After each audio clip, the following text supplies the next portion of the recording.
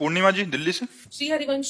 श्री हरिवंश महाराज जी, गुरुदेव जैसे आपने कई बार वर्णन किया है कि संत दर्शन और उनकी जूठन पाने से कल्याण होता है, तो क्या इसी प्रकार कोई गृहस्थ संत हो उसके दर्शन एवं जूठन पाने से भी कल्याण होगा? बिल्कुल बिल्कुल अवश्य।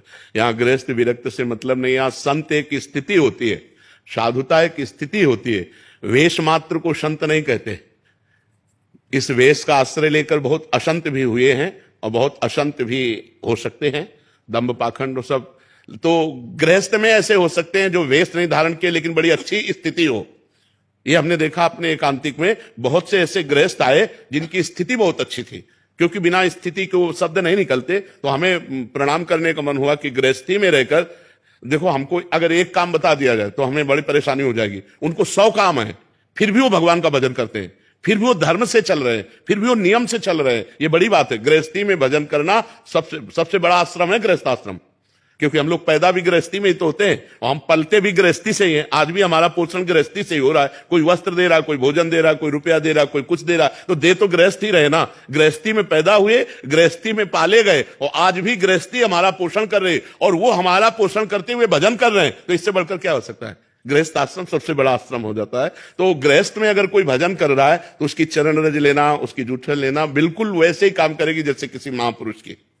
महाराज जी, मैं आपसे जानना चाहता हूं कि शास्त्रों के अनुसार विवाह की संपूर्ण विधि क्या है, अर्थात कन्या को देखने से लेकर विवाह संस्कार पूर्ण होने तक कौन कौन से शुद्ध और शास्त्रीय विधियों का जो पंडित विवाह कराते हैं ना, ये प्रश्न तुमको वहां करने हमारे नहीं हुआ तो हम क्या बताएं?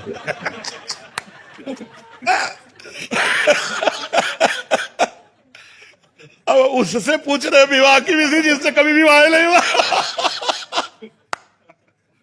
भाई उस पंडित से पूछो जो रोज विवाह करवाता है, जिसका विवाह हुआ है। हम इतना जरूर कहते हैं कि भगवान से प्रार्थना करो कि जीवन साथी पवित्र मिल जाए।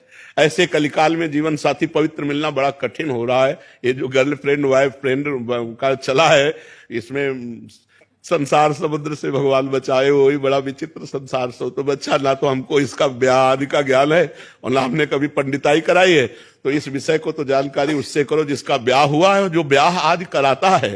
वो सब ये बातें हम तो वेदांत, भक्ति योग, अष्टांग योग, कर्म योग, यही बातें जानते। ज्यादा हमें पांडित्य का तो ज्ञान है नहीं। ये तो जो पंडिताई वंडिताई करावे उससे है नहीं। हाँ, इस काम में ज्ञान नहीं बच्चा, ना इस विषय में हम कभी गए। बचपन से बाबा जी रहे तो हम इस विषय को जानते। अब जिस विषय को हम जानते नहीं उस विषय को क्या हम वर्णन करें जी। अपराजिता जी।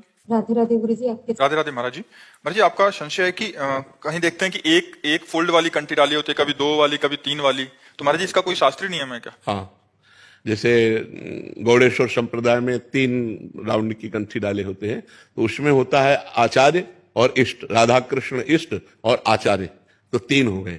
अपने यहाँ 2 डाली जाती है कि आचार्य ही इष्ट के रूप में है, इसलिए प्रिया प्रीतम के रूप में 2 डालते हैं। और जो परमात्मा एक ही है उस भाव से तो एक ही भाव में डालते हैं। वो क्या, उसमें कोई मतलब खास बात नहीं है। कंठी डालो या ना डालो, और हृदय से भजन कर रहे तो भगवान मिल जाएंगे, और भजन न करो तो भगवान थोड़ी मिल जाएंगे। आप विचार करो, भगवान तो भजन करने से मिलेंगे। डट के भजन करो, इन सब बाहरी बातों पे न रहो।